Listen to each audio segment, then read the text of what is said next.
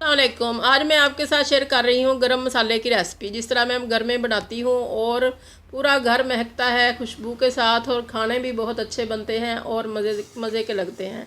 और इसकी खुशबू मसालों की आप घर में एक बार बनाएंगे तो आपको पता चलेगा कि बाज़ारी मसालों में ज़रा खुशबू नहीं होती और ना कोई फ्लेवर होता है। और जब ये आप ट्राई करेंगी तो आप फ़ैन हो जाएंगी इन मसालों की, खुद ही घर में बनाया करेंगी।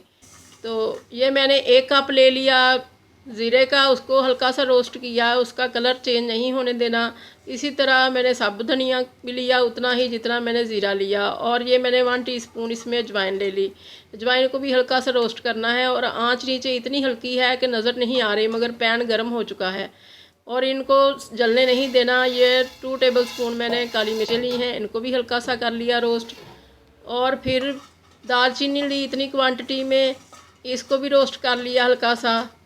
और फिर इसके बाद मैं इन सब चीज़ों को ठंडा करूँगी और ठंडा करने के बाद मैं इनको पीस लूँगी। और पीसूँगी मैं दरदरा सा अच्छा लगता है, बिल्कुल बारीक बारीक नहीं पीसूँगी।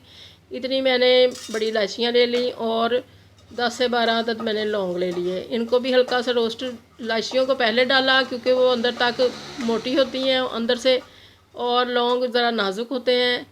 और ये मैंने आम दूसरी चीज़ों में डालने के लिए इसको भी ड्राई हल्का सा रोस्ट करके रख लिया। तो अब मैं इसको पीस के तो डिब्बे में भर लूँगी, और अल्लाह करे आपका भी आपको बहुत पसंद आए ये, और दुआओं में याद रखिएगा। अल्लाह हाफिज़।